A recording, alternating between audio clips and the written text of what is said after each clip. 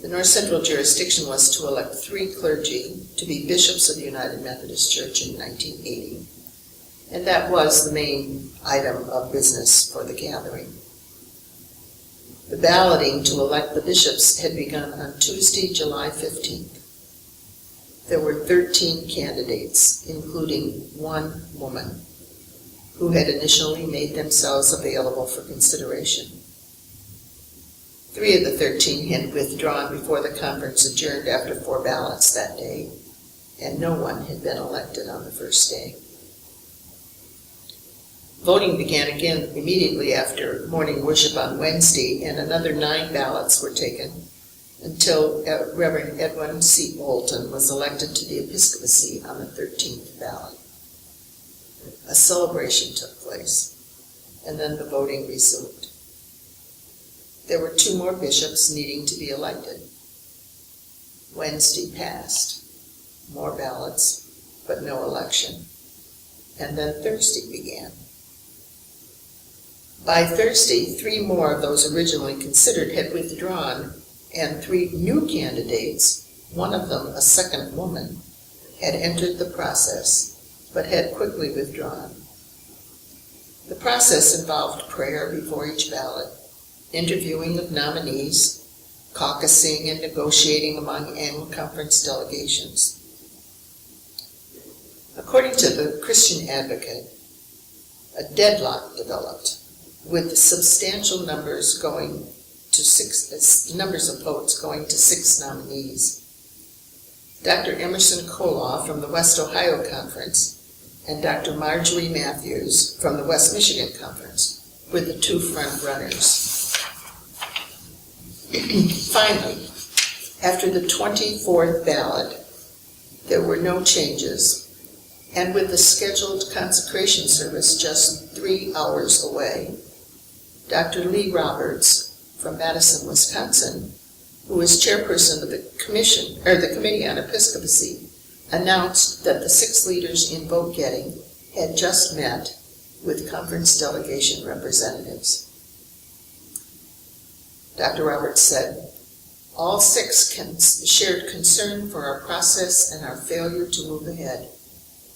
It suggested that we cease any further caucusing, that this particular practice stop within our delegations, and from this point forward, we not vote as groups in a collective manner, not as delegations, but as individuals, and that each person with the information they have continue to vote as the Holy Spirit guides."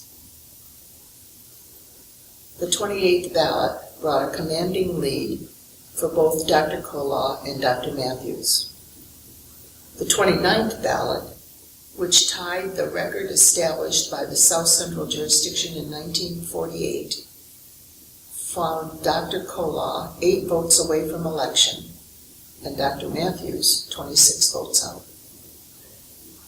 Each of the other 4 candidates were still receiving significant number of votes.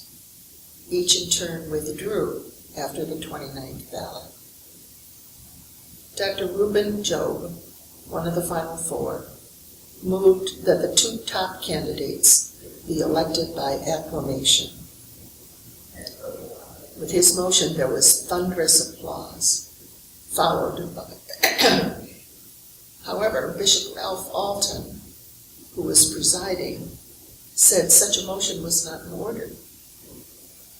Thereupon, Lester Meadloff from Des Moines, Iowa, of the Committee on Elections, moved that the conference rules be suspended and the elections be by acclamation. Again, applause broke out, and Bishop Alton declared Bishop Koloff and Bishop Matthews to have been elected by acclamation. To my knowledge, they are the only 2 ever to have been elected in that manner. Bishop Alton's declaration came at 6:08 Eastern Daylight Time on July 17, 1980. I was weeping and I was laughing and I was jumping dangerously up and down from my seat in the balcony.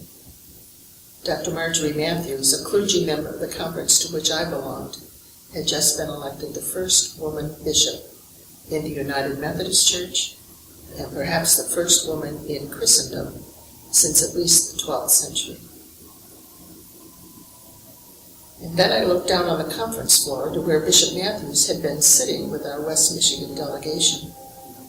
Her seat was empty, and she was being escorted from her place as a delegate to the platform where she would be greeted by her new colleagues, the members of the College of Bishops.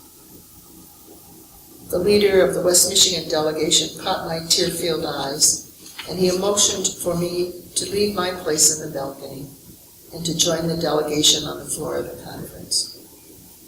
He was inviting me to move to the chair that had just been vacated by now Bishop Marjorie Matthews, the first woman bishop in our church. I joined the delegation, and together we continued to laugh and to cry and to rejoice in her election. And one delegate hugged me and whispered, "Enjoy this, Sharon, and remember, because someday